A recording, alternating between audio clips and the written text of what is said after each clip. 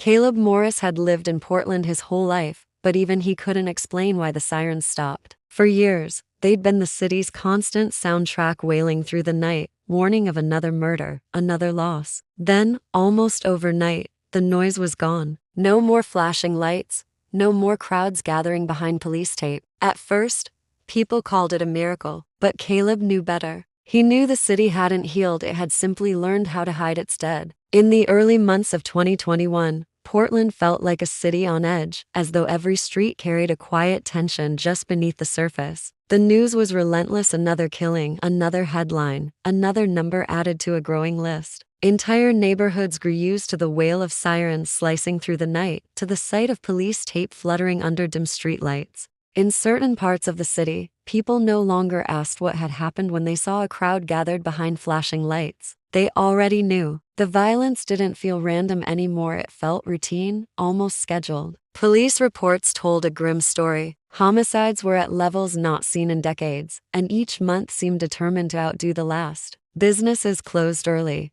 not because of pandemic restrictions, but because owners feared being caught in the wrong place at the wrong time. Parks emptied before sunset. Public transportation saw fewer riders after dark. The once vibrant streets that defined Portland's nightlife had grown quieter, but not in a way that brought comfort. It was the quiet that comes when people are too afraid to leave their homes. Local leaders spoke often of solutions: community programs, targeted policing, better lighting in dangerous areas, but little seemed to change. Officers were overworked. Detectives swamped with open cases that piled up faster than they could solve them. The faces of victims filled television screens, some young, some old, some caught in the wrong place entirely by chance. Candlelight vigils blurred together in memory, one indistinguishable from the next. Then, almost without warning, the tide shifted. By the spring of 2022, the number of murders had plummeted. The drop was so sharp that it felt impossible. Headlines that once screamed of bloodshed now celebrated a new Portland, a city on the rebound. Politicians took credit, pointing to reforms and increased coordination between agencies. Community leaders praised grassroots efforts that supposedly kept young people away from crime.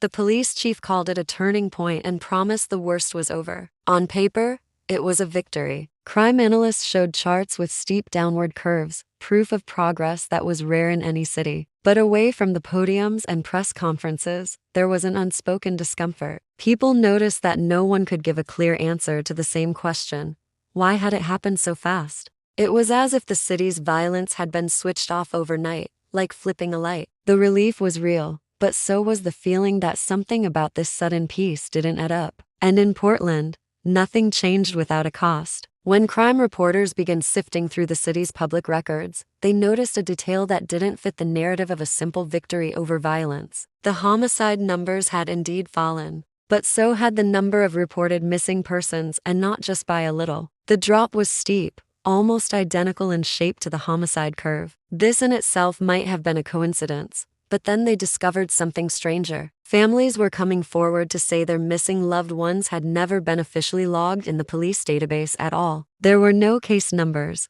no paper trails, nothing to show these people had ever been reported missing. At first, these claims sounded like bureaucratic mistakes. Records could get lost in transition, or cases could be misfiled. But when journalists compared archived news articles and social media posts about certain missing individuals with the city's own data, entire cases had vanished. A teenager last seen leaving a friend's house, a middle-aged man who never came home from work, an unhoused woman who disappeared from her usual street corner. None of them existed in the official system. It was as if they had never been there to begin with. Whispers began to circulate among reporters and a handful of private investigators. They noted that many of these vanished cases occurred in the same months when Portland's homicide rate was dropping most dramatically. If fewer bodies were being counted as murders and fewer people were officially listed as missing, then the statistics would naturally make the city look safer. The idea that the numbers might have been artificially lowered became impossible to ignore. The city government offered no satisfying answers. Officials cited data migration issues and incomplete reporting during a period when software systems were being updated.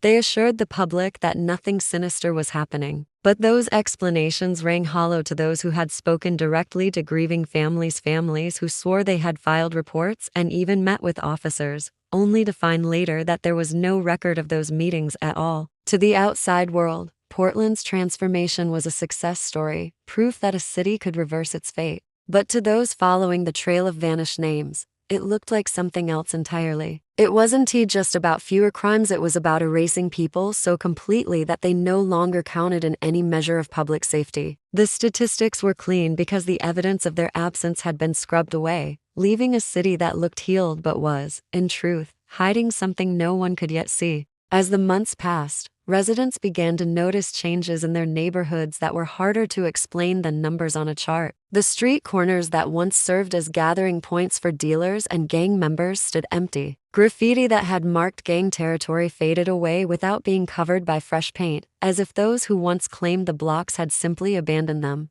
In places where the sounds of shouting and occasional gunfire had once filled the night, there was now only silence. It was not the comfortable silence of a safe neighborhood, but the heavy stillness that makes people look over their shoulders. Even petty crimes seemed to vanish. The small thefts, break-ins, and public disturbances that residents had grown used to were suddenly rare. Shop owners noticed that customers no longer reported being harassed outside their doors. Police patrols became less frequent, not because they were no longer needed, but because there was simply nothing to respond to. Some officers admitted privately that they were uneasy about it. Crime rates don't usually drop like this, and certainly not without a visible cause.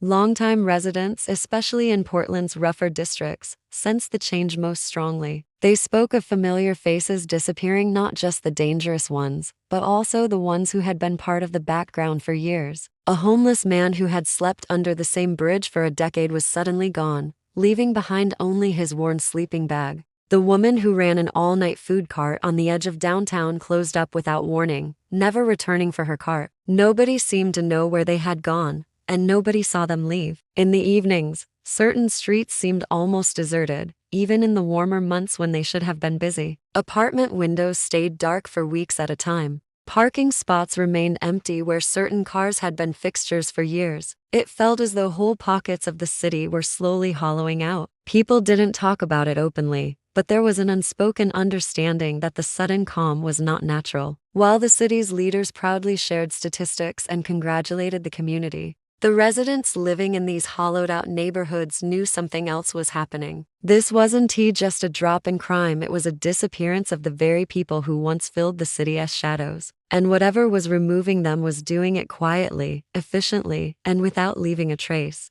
The breakthrough came from an unexpected source, a retired city records clerk who had spent decades working in the municipal archives. He was a quiet man, the sort who noticed details others overlooked. While helping clear out an unused basement storage room in one of Portland's older government buildings, he came across a row of locked metal cabinets covered in dust. The cabinets weren't listed in any inventory logs, and the keys were nowhere to be found. Curiosity got the better of him. With the help of an old pry bar, he forced one open and began to sift through its contents. Inside were stacks of worn manila folders, each labeled with a name and a date. Most of the names were unfamiliar, but a few matched high-profile missing person cases that had supposedly been closed or were never acknowledged in the first place. The folders contained grainy surveillance photos, copies of utility bills, and fragments of clothing sealed in plastic. Handwritten notes in the margins described last known sightings, times of disappearance, and sometimes chillingly specific details about the victims' movements in their final hours. The clerk noticed something unsettling. The majority of these disappearances occurred between 2 and 4 in the morning, almost always on weeknights, and frequently within walking distance of Portland's aging industrial waterfront. The files suggested that someone or something was watching these people closely before they vanished. Even more disturbing, some files included aerial photographs taken from an angle that suggested the use of drones or high vantage points. When he quietly tried to share what he'd found with a few trusted contacts, the reaction was not what he expected. One contact stopped returning his calls. Another warned him to leave the matter alone. Within days, the clerk noticed a car idling near his home late at night. He began locking his doors more often, double-checking the locks before bed. Still, he couldn't ignore what he'd uncovered. He made copies of a few files and mailed them anonymously to an investigative journalist. Before the journalist could publish, the clerk disappeared. Neighbors claimed they saw him leaving his apartment late one night with two men in dark clothing, but no one could confirm where he went. The locked cabinets were gone from the basement the following week, as if they had never been there. The only evidence of their existence was the small pile of dust left behind where they once stood. It was months later when the final clue surfaced entirely by accident. A construction crew was surveying the Willamette River near the industrial waterfront, preparing for a redevelopment project. Divers were sent down to inspect the riverbed beneath a rusted cargo barge that had been moored in the same spot for years. Visibility was poor in the murky water, but within minutes, one of the divers radioed back in a shaken voice. They had found a large metal crate wedged against the riverbank, its surface covered in algae and corrosion. When it was hauled to the surface and pried open, the crew froze. Inside were human remains carefully arranged, wrapped in layers of heavy plastic, and weighted down with chains. The police were called immediately, and over the following days, more crates were recovered from beneath the barge. Each one was packed the same way, each containing the remains of more than one victim. In total, dozens of people had been hidden in the river, their identities erased until now. Forensic analysis linked the remains to some of the names whispered about by families and journalists, people who had never officially been listed as missing. Investigators traced the location to a network of old shipping tunnels that ran beneath the city, relics from Portland's past when smuggling and illicit trade moved quietly under the streets. These tunnels connected directly to the docks, making it possible for someone to transport victims without being seen. It was the perfect disposal route, quiet, efficient, and far from prying eyes. The discovery shocked the city, but it raised more questions than it answered. How had such an operation gone unnoticed for so long? Who had the resources to orchestrate disappearances so precisely, targeting people in the same narrow window of time, always near the same area? And perhaps most disturbingly, why had the killings stopped so abruptly after the bodies were hidden? No arrests were ever made. The official explanation was that the investigation was ongoing, but behind closed doors, many believed the truth would never be made public. Portland's sharp drop in homicides had not been the result of reforms or community